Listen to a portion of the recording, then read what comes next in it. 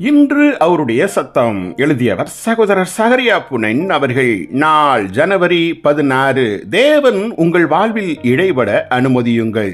நீங்கள் கிறிஸ்துவைப் போல் மாறும் ஜீவியத்தில் முழு விருப்பமுள்ளவராய் இருந்தால், தேவன் உங்களை உலக பொருளின் ஆசை, மனுஷீக கனத்தை தேடுதல், சுய அனுதாபம் போன்ற அநேக கிறிஸ்துவற்ற மனோபாவத்திலிருந்து விடுதலையாக்குவதற்கு ஏதுவாய் எண்ணற்ற நிகழ்ச்சிகள் உங்கள் வாழ்க்கையில் நிகழ்வதற்கு அனுமதிப்பார்.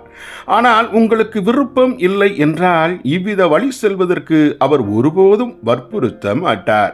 உங்களை சுற்றியுள்ள அநேக விசுவாசிகளின் தரம் குறைந்த தோற்கடிக்கப்பட்ட வாழ்க்கையில் நீங்களும் திருப்தியுற்று இருந்தால் உங்களை அப்படியே தனியே ஒதுக்கி வைத்து விடுவார். ஆனால் தேவனுக்குரிய மேன்மையான காரியத்தில் நீங்கள் தாகம் உள்ளவராய் இருந்தால் உங்களிடம் அவர் தீவிரமாய் செயல்பட்டு உங்களை அழித்து கொண்டிருக்கும் புற்றுநோயை வெட்டி எறிவார்.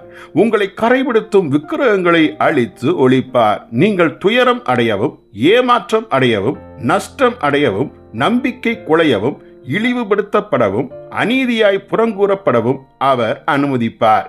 எதற்கு? நீங்கள் இனி ஒருபோதும் அசைக்கப்பட முடியாத ஸ்தானத்திற்கு அவர் உங்களை கொண்டு வரும்படிக்குத்தான். அதற்கு பிறகு நீங்கள் பணக்காரராய் இருந்தாலோ, ஏழையாய் இருந்தாலோ, அவமதிக்கப்பட்டாலோ இவையொன்றும் உங்களில் எந்த வித்தியாசத்தையும் கொண்டு வர முடியாது.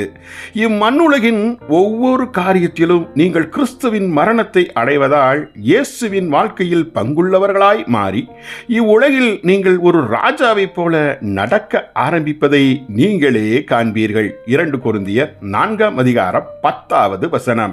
சுயத்திற்கு மரிப்பதின் விலைக்கிரயத்தை மிக கொஞ்சம் பேர்களை செலுத்த விரும்புகிறபடியால் கிறிஸ்துவின் பரிபூர்ண ஜீவியத்தை அடையும் வழியை கண்டுகொள்பவர்களும் மிக சிலராகவே இருக்கின்றனர். உங்கள் சுயம் உடைவதற்கு உங்களை தேவனுக்கு விட்டு கொடுங்கள்.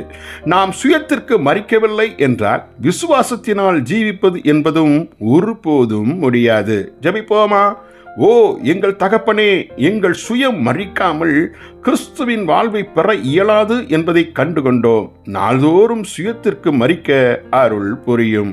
இயேசுவின் நாமத்தில் ஆமென்.